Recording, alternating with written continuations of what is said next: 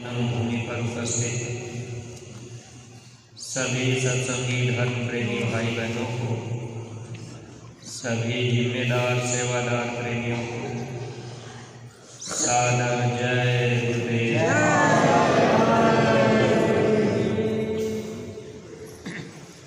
परमार्थी प्रेमी भाई बहनों, इस मानव जीवन में गुरु करना जरूरी क्यों है? इधर की तरफ हम सब लोगों का ध्यान जल्दी नहीं जा पाता। मानव जीवन में जब तक सच्चे सद्गुरु नहीं मिलते तब तक भक्ति का सच्चा रास्ता नहीं मिल पाता। कथा कीर्तन कर लेना, गाना बजाना सुन लेना या सुना देना, ये भक्ति के अंतर्गत नहीं आता। किसी देवी देवता की पूजा पाठ या तीर्थ व्रत भी हम आप कर लेते हैं तो ये भी भक्ति के अंतर्गत नहीं आता। भक्ति के अंतर्गत केवल गुरु के आदेश का पालन यानी आज्ञा पालन ही भक्ति है। जैसे माता पिता की बात अगर बेटा मानता है वो माता पिता का भक्त है, उसी तरह से इस मानव जीवन में अगर सच्चे सद्गुरु मिल जाते हैं तो सद्गुरु के भक्ति के द्वारा ही जीव का छुटकारा होता है। वैसे संत इस धरती पर हम जीवों को छुटकारा दिलाने के लिए ही आए। इस कलयुग में प्रकट रूप में संत आकर हम जीवों को सच्चा सुख देने का काम निरंतर करते रहे। संत इस धरती पर सदैव मौजूद रहते हैं। ऐसे समय में भी महापुरुष अपना काम निरंतर कर रहे, लेकिन हम जनमानस को बोध नहीं हो पाता। जो लोग थोड़े बहुत प्रेमी महापुरुषों के करीब चले जाते हैं, ऐसे सब के सब प्रेमी भी गुरु की भक्ति नहीं कर पाते, क्योंकि भक्ति में सिर्फ गुरु के आदेश का पालन आता है। जीव का ध्यान अगर गुरु के आदेश की तरफ रहे, उनके वचनों के पालन की तरफ रहे, तब जीव कुछ गुरु भक्ति कर लेता है। वैसे हम सब लोग स्वार्थी प्रवृत्ति के व्यक्ति हैं। अपने अपने स्वार्थ के लिए हम सब लोग गुरु की भक्ति करते हैं। ज़्यादातर हमारे प्रेमी भाई बहन, अगर हम लोग अपने हृदय को टटोल करके देखें तो हम लोग भक्ति करने के काबिल नहीं हैं। अगर घर परिवार खुशहाल है, धन दौलत रुपया पैसा भरा है, किसी तरह की कमी महसूस नहीं हो रही या घर परिवार में बरकत है, तब तक तो हम आप कहते हैं कि गुरु महाराज की दया है। लेकिन तकलीफ़ें आने पर, गरीबी आने पर फिर हम आप ही यानी हम लोगों का ही मन मोड़ देता है कि गुरु की भक्ति करने से क्या फ़ायदा, जब हम तकलीफ़ और परेशानी में ही हैं। हालांकि ये सब चीज़ें अपने कर्मानुसार हुआ करती हैं। मानव जीवन में जब सच्चे सद्गुरु मिल जाते हैं, सद्गुरु नाम की दौलत दे करके हम जीवों को इस संसार से निकालने का काम करते हैं।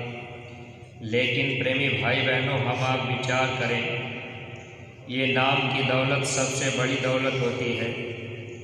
दुनिया में अगर कोई व्यक्ति हम लोगों को 1,00,000-2 लाख रुपया कर्ज के रूप में दे दे तो हम लोग उस आदमी का जीवन भर एहसान मानेंगे। वह व्यक्ति जो भी कहेगा उसकी हर बात को मानेंगे। लेकिन देखिए, गुरु हम लोगों को ऐसी दौलत दिए जिस दौलत को न भाई बांट सकता है, जिस दौलत को चोर चोरी से नहीं ले जा सकता, जिस दौलत को कोई संगी दोस्त भी नहीं ले सकते, वह दौलत हम लोगों को गुरु महाराज ने दी। लेकिन विचार करके अगर हम लोग अपने अपने तरफ देखें तो हम लोग ऐसी दौलत पाने के बाद भी गुरु के हर आदेश का पालन नहीं कर पाते। संसार के लोगों की बातें तो हम आप मान लेते, स्वीकार कर लेते, अगर गांव भर में कोई थोड़ी बहुत मदद कर देता है तो हम आप वहाँ कह देते हैं कि भाई इन्होंने मेरी मदद किया है, तो फिर हम इनकी बात क्यों न मानें। कभी आप परीक्षा करके अपने मन को तौल करके देखिएगा, अगर गांव भर में या नातेदारी रिश्तेदारी में कोई भी व्यक्ति आपकी मुसीबत में मदद कर दिया हो, उसी समय वो व्यक्ति अगर कह दे कि भाई हमारा ये काम आप कर दीजिए, और उसी समय गुरु दरबार से कोई आपको आदेश मिल जाए कि भाई इस सेवा में आ जाइए, तो वहाँ मन हम लोगों का जरूर धोखा दे देगा। मन कहेगा भाई वो मुसीबत में हमारे काम आए हैं, तो अब चलो सेवा तो हम बाद में करने चलेंगे, लेकिन पहले उनकी बात तो मान लें। यही पर हम आप धोखा खाते हैं। कहने का मतलब भक्ति कोई कोई ही कर पाता है, जो भक्ति कर लेते हैं उनको वीर कहा जाता है। इसीलिए महापुरुषों ने कहा कि भक्ति करे कोई सूरमा, आसान काम नहीं है, क्योंकि हम लोग अपने हृदय को टटोलते नहीं, हम लोग कभी विचार नहीं कर पाते हैं। अगर कोई मदद किया है तो उसकी बात को मान लिए, गुरु की बातों को हम आप पीछे कर देते हैं, यहाँ हम आप भक्ति में सफल नहीं हो पाते हैं। ऐसी ही भक्ति हम सब ज़्यादातर प्रेमी करते हैं। भक्त कोई कोई ही होता है। इसलिए सत्संगी प्रेमी भाई बहनों, हम लोग इस रास्ते पर आए हुए हैं, और देखिए महात्मा वो नाम की दौलत देकर उस दौलत को अंदर रखने का काम करने के पहले हर जीव की परीक्षा लेते रहते हैं। यानी गुरु अपने वचनों को फरमा करके जीव की निरख परख करते रहते हैं कि किसका हृदय निर्मल हो गया। जिसके अंदर निर्मलता आ जाएगी उसके अंदर संसार नहीं रहेगा, संसार से कोई डर भय नहीं रहेगा। संसार में कोई रूठ भी जाए, कोई कुछ भी कर दे, लेकिन ऐसे व्यक्ति गुरु से जब प्रेम कर लेते हैं तो गुरु के आदेशों पर अपनी कुर्बानी देते हैं। ऐसे प्रेमी कोई कोई होते हैं। बाकी तो हम सब लोग दुनिया के काम को आगे रखते हैं, गुरु के काम को पीछे कर देते हैं। इसी में प्रेमी भाई बहनों, हम लोगों का ये जन्म जीवन गुजर जाता है। ये मन हम लोगों का जो दुश्मन है, ये मन गुरु से प्रेम करने नहीं देता। जो दौलत गुरु महाराज ने हम लोगों को दे दी, ये दौलत सोना चांदी हीरे मोती से भी नहीं खरीदी जा सकती।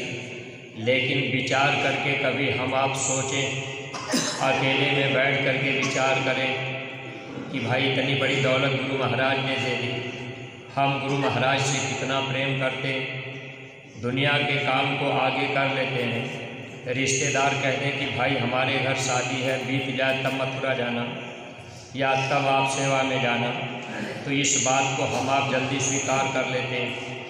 कहने का मतलब महात्मा हर समय जीव की निरख परख करते रहते हैं। देखिए आपको दृष्टांत मालूम है, इसी धरती पर गुरु अमरदास जी जब रहे, यानी सबसे पहले नानक साहब, फिर गुरु अंगद देव जी, इसके बाद गुरु अमरदास जी जब हुए तो उन्होंने अपने शिष्यों को टटोलना शुरू किया कि कौन सा जीव ऐसा है जो इस दौलत को ले करके उसको संभाल ले और उससे काम ले ले। जब वो टटोलने के लिए सोचने लगे तो उन्होंने अपने प्रेमियों को एक आदेश दिया कि भाई आप लोग ऐसा करो कि सब लोग मैदान में मिट्टी उठाओ, चबूतरा बनाओ।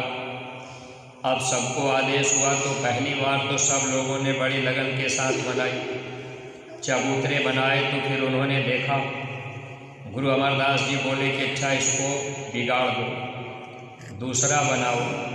फिर लोगों ने दोबारा बनाया। ऐसे 4-5 बार जब गुरु अमरदास जी चबूतरे बनवाए और बिगड़वाए तो बहुत से लोगों का मन खराब होने लगा।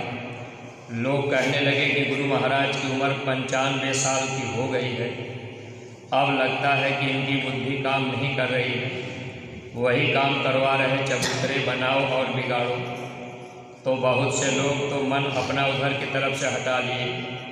देखने में लगता था कि भाई ये बड़े भगत हैं, लेकिन वहाँ पर लोग फिर धीरे धीरे पीछे हटने लगे। परमार्थी प्रेमी भाई बहनों, अगर इस संसार में गुरु की बुद्धि ही फेल हो जाए तो दुनिया में किसी की बुद्धि काम नहीं कर सकती। हालांकि महापुरुष बुद्धि, मन, बुद्धि, चित्त, अहंकार इसके परे ही रहते हैं, फिर भी हम आप महापुरुष को मनुष्य रूप में देखकर ये समझते हैं कि ये भी मनुष्य हैं, लेकिन इतनी सादगी में महापुरुष रहते हैं। और देखिए, हम जीवों के हित के लिए महापुरुष कितना परिश्रम करते हैं। बराबर कोई न कोई आदेश हम प्रेमियों को देते रहते हैं। इसमें जीव की परीक्षाएं चलती रहती हैं। जब कोई आदेश महापुरुष करते हैं तो वहाँ देखते हैं कि कौन सा जीव मेरी बात को स्वीकार कर लिया, मान लिया, कौन सा जीव मेरी बात को नहीं मान पाया। अब ये महापुरुष बराबर निरख परख करते रहते हैं। देखिए, ऐसे काफ़ी समय बीतता गया। कई बार लोगों ने चबूतरे बनवाए और बिगड़ाए। फिर उन्होंने कहा कि एक काम करो, अब यहाँ से दूर हटकर अपने अलग अलग बनाओ, वहाँ से मिट्टी ले आओ, यहाँ बनाओ। अब इस तरह से उन्होंने किया। थोड़ा विचार कीजिएगा। स्वामी जी महाराज ने हम प्रेमी भाई बहनों को जब आदेश दिया शाकाहारी प्रचार करने का, उस समय जाके टोपी झंडा लगाकर जिले जिले में हजार आदमी निकलते थे। शुरू की बात देखिए, जब महापुरुष आदेश करते हैं और जीव की परीक्षा लेते रहते हैं। अब शुरू में तो ऐसी चीज़ लगी, ऐसा लगता था कि भाई जब 1500 आदमी निकल रहे तो इतना जल्दी पूरा विश्व ही बदल जाएगा। लेकिन देखिए, आदेश बराबर मिलता रहा। प्रचार करने का निरंतर आदेश होता रहा, कभी बंद करने का आदेश नहीं हुआ।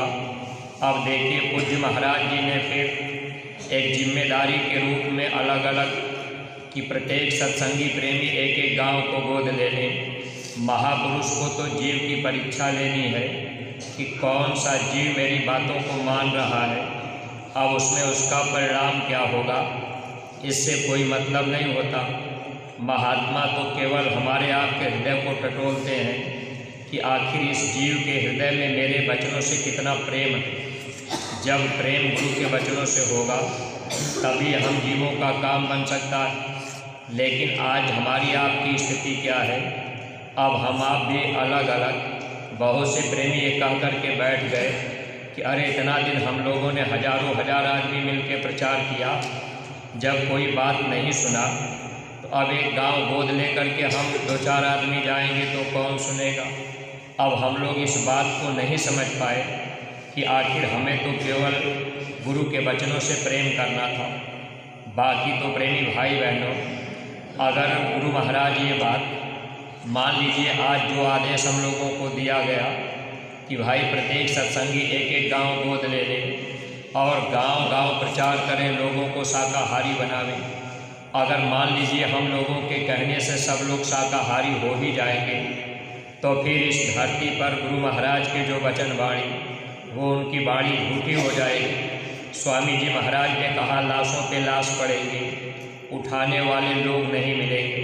तो महात्मा की वाणी मिथ्या नहीं जाती। संत वचन पलटे नहीं, पलट जाए ब्रह्मांड। लेकिन अगर हम लोग गांव गोद नहीं ले पाए, गुरु की बात अगर यही कट गई, अगर उनके वचन को हम आप नहीं मान पाए, गांव में हम आप जाकर के प्रचार नहीं कर पाए, कोई सत्संगी कह दिया कि अरे क्या प्रचार करने जाएंगे।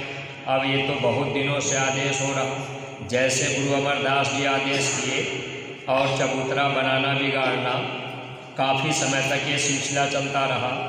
अंतिम में धीरे धीरे स्थिति ये बन गई, बस एक ही शिष्य रह गए जिनका नाम था रामदास। 70 बार चबूतरे बनाए बिगाड़े। उस समय गुरु अमरदास जी ने कहा, रामदास अरे मेरी बुद्धि खराब है तो तुम ये काम बार बार क्यों कर रहे, तुम भी चबूतरे बनाना छोड़ दें। उस समय रामदास की आंखों में आंसू आ गए। उन्होंने कहा, गुरु महाराज आपकी बुद्धि कैसे खराब हो सकती है? अगर आपकी बुद्धि खराब हो जाएगी तो दुनिया में किसी की बुद्धि काम नहीं करेगी। हमें तो सिर्फ आपके आदेश से मतलब आपने चबूतरे बनाने बिगाड़ने का आदेश अगर सारी ज़िंदगी आप हमसे कहेंगे कि ये चबूतरा बनाओ और ये बिगाड़ो, ये बनाओ और ये बिगाड़ो, तो मैं तो आपके आदेश का पालन करता रहूँगा। ऐसा सत्संगी प्रेमी भाई बहनों, हम लोग दृष्टांत तो सुनते हैं लेकिन उस पर कभी हम लोग विचार नहीं कर पाते। आज हर सत्संगी प्रेमी भाई बहनों के अंदर अगर ये भाव जग जाता कि भाई हमें तो गांव गोद लेना है, उस गांव में हमको जाना है, 2 दिन 4 दिन हफ्ते में 10 दिन में उस गांव में जा कर के लोगों से केवल बातचीत करनी। जैसे गांव घर में हम आप रहते हैं, लोगों के बीच उठना बैठना होता है, बातचीत करते हैं, उसी तरह से हम आप उस गांव में जाते, गांव में लोगों से मिलते जुलते बातचीत करते। किसी का विचार बदल जाता तो अच्छी बात, अगर किसी का विचार नहीं भी बदला तो हम लोग तो कम से कम परीक्षा में पास होते। लेकिन सत्संगी प्रेमी भाई बहनों, मन ने हम लोगों को धोखा दिया। गुरु महाराज की वचनवाणियों को हम लोग जन जन तक पहुंचाने में अब उतना प्रयास नहीं कर पा रहे। थोड़ी बहुत सेवा देने की बात आती है तो रुपए पैसे की सेवा हम आप दे लेते हैं, लेकिन परमार्थ बनाने के लिए शारीरिक सेवा सबसे बड़ी सेवा होती है। शरीर से परिश्रम करना ये सबसे बड़ी सेवा मानी जाती है। पहले के समय में प्रेमी प्रार्थना गाया करते थे, कहते हैं जय गुरुदेव सुन धर ध्यान प्यारे भाइयों, परमार्थ का आधार है श्रमदान प्यारे भाइयों। शारीरिक परिश्रम करना यानी शरीर से परिश्रम करना ये सबसे बड़ी सेवा होती है। अगर आप पूज्य महाराज जी के सत्संग वचन ध्यान से सुने होंगे तो पूज्य महाराज जी शाकाहार के प्रचार करने के लिए, गांव गोद लेकर के प्रचार करने के लिए जब ये बात सत्संग में महाराज जी बताया करते हैं तो पूज्य महाराज जी कहते हैं कि ये तन की सबसे बड़ी सेवा है। लेकिन हम परमार्थी प्रेमी भाई बहन अगर महापुरुष के वचनों को पकड़ें, जब ये तन की सबसे बड़ी सेवा है तो तन की सेवा से ही तो सद्गुरु प्रसन्न होते। धन की सेवा निकृष्ट सेवा मानी जाती है, तन की सेवा सर्वोपरि सेवा मानी जाती है। लेकिन हम परमार्थी प्रेमी भाई बहन इन वचन की तरफ ध्यान अपना नहीं ले जा पा रहे। ये मन है गुरु के वचनों के तरफ हम लोगों का ध्यान जल्दी जाने नहीं देता। इसलिए हम आप जितने भी सत्संगी प्रेमी भाई बहन हैं, देखिए हम लोगों का ये फर्ज और कर्तव्य है कि इस समय हम सब लोग जब मौका मिल जाए अपने गुरु दरबार में आने जाने का या गुरु महाराज की जन्मभूमि पर सेवा करने का, तो जैसे हम आप 2 दिन 4 दिन 10 दिन 15 दिन सेवा करने चले आए, कभी महीना 2 महीना भी रुक कर के सेवा कर लिए। अब हम लोगों को इससे बड़ी सेवा जिम्मेदारी के रूप में दी गई है। अपने अपने क्षेत्रों में हम आप अपने अपने ज़िलों में एक एक गांव को गोद लें और गांव में जा जा कर के गुरु महाराज की बातें फैलावें। गुरु महाराज का संदेश अब अपना नियम हम आप बना लें कि भाई हम हफ्ता में 1 दिन जिस गांव को गोद लिए हैं उस गांव में ज़रूर जाएंगे। अगर वहां जाएंगे गुरु महाराज की बातें हम आप लोगों को बताएंगे। अब उसमें कोई बुरा भला भी कहेगा, कोई कुछ उल्टी सीधी बात भी कह देगा, तो हम लोगों का काम है बर्दाश्त करना, क्योंकि साधु का काम बर्दाश्त करना ही होता है। कोई कड़वा वचन भी बोलेगा तब भी बर्दाश्त करना है। तो जब हम लोग बर्दाश्त करेंगे तो अपने अंदर जो अहंकार है वह अहंकार नामक दूत मरता है। कोई आपको कड़वा वचन बोल दे, आपके अंदर क्रोध का भूत खड़ा होगा और उस समय अहंकार हावी हो जाएगा। आप भी तुरंत तैयार हो जाएंगे, इसने हमको इतना कड़ा वचन कैसे बोल दिया, इसने हमको गाली कैसे दे दिया। अब तुरंत हम आप झगड़ा करने के लिए तैयार हो जाते हैं। लेकिन सत्संगी प्रेमी भाई बहनों, जब हम लोगों के अंदर मानवता आ जाएगी, जिस गांव को हम आप गोद ले लेंगे वो गांव अपना होगा, अपने परिवार के लोग ही वो माने जाएंगे। अब अपने परिवार में अगर कोई कुछ कह भी देता है तो हम आप बर्दाश्त कर लेते हैं। अब मान लीजिए बच्चा छोटा है, अबोध है, अगर वो माँ के गोद में है, पेशाब भी कर दे, टट्टी भी कर दे तो माँ मारती नहीं है। अब माँ जो है उस बच्चे को प्रेम से समझाने का प्रयास करती है, क्योंकि बच्चा अबोध है। जब जानकार हो जाएगा तब तो हला मार पड़ सकती है, लेकिन जब हम आप गांव गोद लेंगे, गुरु महाराज के वचन वाणी से लोग परिचित नहीं हैं। गुरु महाराज का मूल उद्देश्य क्या है, गुरु महाराज लोगों को शाकाहारी बनाना क्यों चाह रहे। गुरु महाराज का संदेश गांव-गांव जब हम आप पहुँचाने जाएंगे तो वहाँ के लोग तो जानते नहीं। जब वे अगर क्रोध में भी आ जाए, कोई कड़वा वचन भी बोल दे, तो हम आप उस वचन को जब बर्दाश्त कर लेंगे तो उसमें अपना फ़ायदा होगा। फ़ायदा क्या होगा, जो हम लोगों के अंदर अहंकार है, ये अहंकार मूर्छित होगा, यानी दबेगा। क्रोध उत्पन्न अंदर से होगा, आपको दबाना पड़ेगा। तो जब ये काम, क्रोध, लोभ, मोह, अहंकार ये दुश्मन मूर्छित होंगे, तब धीरे धीरे शील, क्षमा, संतोष, विरह और विवेक ये 5 सहेलियाँ जागृत होंगी। जब ये 5 सहेली जाग जाएंगी तब ये सूरत शब्द की डोली में बैठकर फिर अपने पिया के पास, अपने मालिक के पास जाएगी। साधन तो महात्मा बनाते हैं, लेकिन हम लोग उनकी बातों को मान नहीं पाते। इसलिए सत्संगी प्रेमी भाई बहनों, एक एक गांव गोद लेना हर परमार्थी प्रेमी भाई बहनों के लिए अनिवार्य है।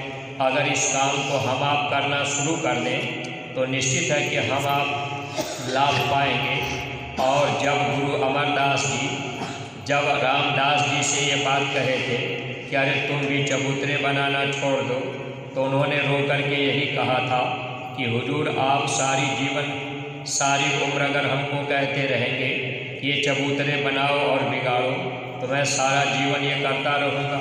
इतना कहने पर गुरु अमरदास जी ने रामदास जी को छाती से अपने लगा लिया और उन्होंने कहा कि तूने मेरे वचनों का सम्मान किया, तू ही एक काबिल निकला। सत्संगी प्रेमी भाई बहनों, देखिए हम लोग भी जब अपने घर परिवार में रह रहे तो गांव घर में हम आप ये काम अगर करते, गांव गोद लेते, प्रचार करते, लोगों को समझाने बताने का प्रयास करते, जब हम आप गुरु दरबार में आते, पूज्य महाराज जी से हम आप बताते कि हमने ये गांव गोद लिया, यहाँ इतने लोग तैयार हैं, इतने लोग नामदान ले लिए, कुछ लोग भजन करने लगे, तो कुछ कमाई हम आप, ये बाहरी जो आदेश है, इस आदेश को अगर हम आप मानते तो ये हमारी आपकी परमार्थी दौलत इकट्ठा होती जाती। सत्संगी प्रेमी भाई बहनों, लेकिन मन ने धोखा दिया। मन ने ये कह दिया, जैसे गुरु रामदास जी के जो शिष्य रहे उन लोगों ने इतना ही कहा कि अरे चबूतरा बनाना और बिगाड़ना ये कौन बहुत सी बात है, क्या मतलब है।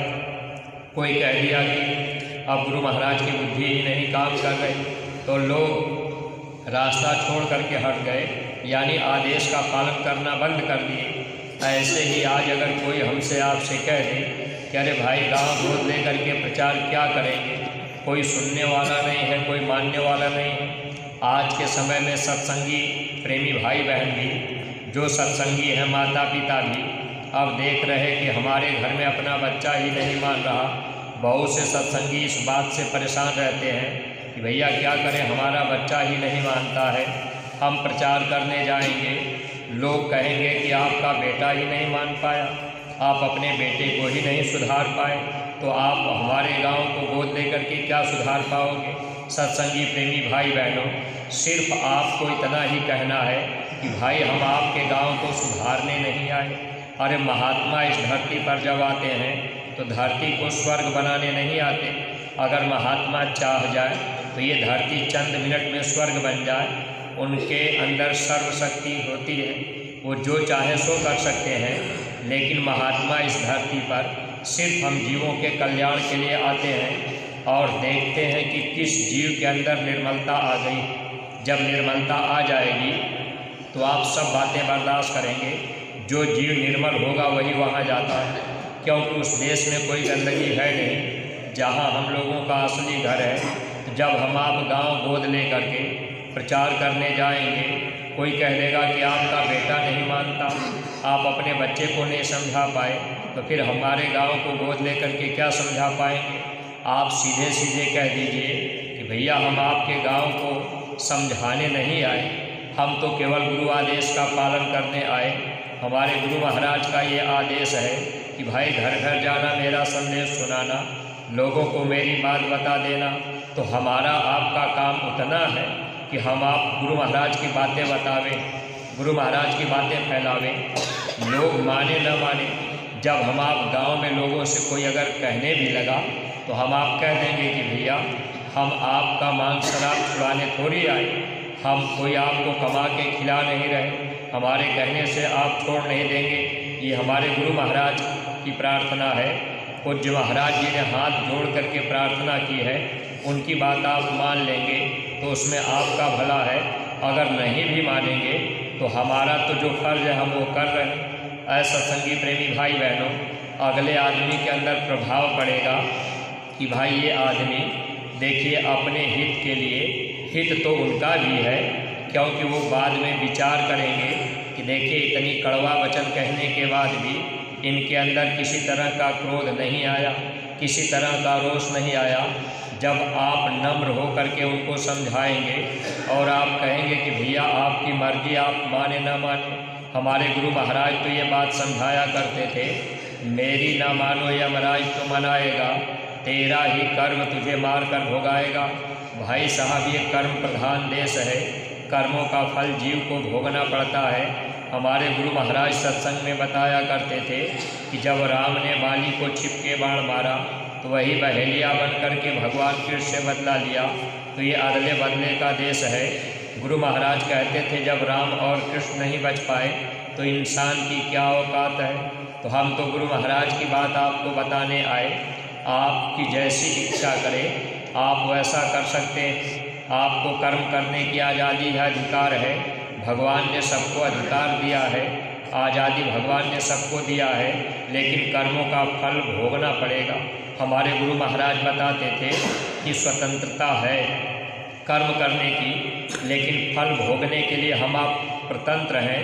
यानी फल तो वो देंगे ही देंगे, लेकिन जीवन में अगर सद्गुरु मिल जाएंगे तो महात्मा कर्मों को माफ़ कर देंगे। इसलिए हम आपसे प्रार्थना करने आए कि अब अगर आप सद्गुरु के करीब चले जाएंगे तो आपके कर्मों की माफ़ी हो जाएगी। जब हम आप उनको कहेंगे कि भाई आप अपने नज़दीक में कोई शब्द भेदी सद्गुरु खोज लीजिए जो गुरु शब्द का भेद आपको बता दें, ताकि आपके कर्मों की रेख मिट जाए। जो कर्म है ये शब्द ही कर्म की रेख को मिटाता है। जब शब्द भेदी सद्गुरु मिलेंगे तब कर्म साफ होंगे। अगर कोई मिल जाए तो ठीक है, नहीं तो एक बार आप गुरु दरबार में मथुरा पधारिएगा।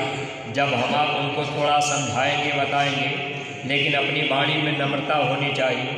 मान लीजिए आप 10 लोग अगर टोली बना के गए, कोई गांव में आदमी क्रोध में आकर के कुछ कह दिया और आप भी अगर जानकार हैं, पढ़े लिखे हैं, अब आपके अंदर होगा कि हम सब बातें जानते हैं। अब क्रोध में आप कोई बात कहेंगे तो फिर अगले को अच्छा नहीं लगेगा। इसलिए चाहे जितना ज्ञान आपके अंदर हो, चाहे जितनी जानकारी आपके अंदर हो, आप अपने को ऐसे उनके सामने रखिए, उनको लगे कि भाई ये कुछ जानते नहीं। कोई बात कहना भी पड़े तो कह दीजिए कि भैया हम तो कुछ जानते नहीं, लेकिन हमारे गुरु महाराज ऐसा सत्संग में सुनाया करते थे।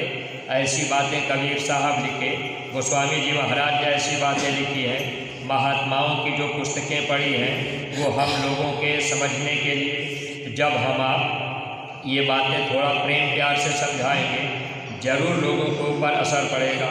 लेकिन प्रेमी भाई बहन, हम लोग हार मान लेते हैं। अब ये सोच लेते हैं कि कोई मानेगा नहीं। हम आप कभी गुरु वचन से रगड़ नहीं करना चाहते, जबकि हमारा काम है गुरु वचन को बजाना। स्वामी जी महाराज ने कहा जो आदेश आपको दिया जाए आप आँख मूंद करके बजाओगे तो वीर कहलाओगे। गुरु महाराज कहते थे अगर हाथी जाती है तो कुत्ते भौंकते हैं, लेकिन हाथी कुत्ते को दौड़ाती नहीं, हाथी चली जाती है। अगर वो हाथी कुत्ते को दौड़ाने लगे तो फिर वो अपनी मंजिल तक नहीं जा सकती। वैसे ही हमारा आपका काम है। अगर हम आप गांव गोद ले करके प्रचार करने गए, गांव में कोई इधर उधर की बात करने लगा, कोई उल्टी सीधी बातें भी करने लगा, तो हम आप उनसे हाथ जोड़ करके आगे बढ़ गए, नम्रता के साथ चले गए। फिर हम आप उनको कुछ कहें ना, उनके ऊपर धीरे धीरे असर पड़ेगा, मंजिल अपनी तय हो जाएगी। यानी जो लक्ष्य हमारा आपका, जो गुरु महाराज हम लोगों को लाभ देना चाह रहे, ये काम हम आप करने में अपने आप को लगा दें, ताकि लोक और परलोक दोनों का लाभ हम प्रेमी भाई बहनों को मिल जाए। वरना प्रेमी भाई बहनों, एक दिन ये मानव शरीर छूटेगा, ये दुनिया छूटेगी, नातेदार रिश्तेदार सगे संबंधी छूटेंगे, फिर कोई अपना नहीं होगा। इसलिए मौका जो मिला है, अब इस मौके पर हम लोग अपने गुरु के वचन से प्रेम करें और उनके वचनों पर अपनी कुर्बानी रखें, ताकि ये जन्म जीवन हम लोगों का सार्थक बन जाए। इन्हीं शब्दों के साथ में हम अपनी वाणी को विराम दे रहे। अगर कोई बात अटपटी लग गई हो तो आप लोग अपना छोटा भाई समझकर क्षमा कीजिएगा। सब लोग प्रेम के साथ मालिक के पावन नाम का उच्चारण करेंगे। जय।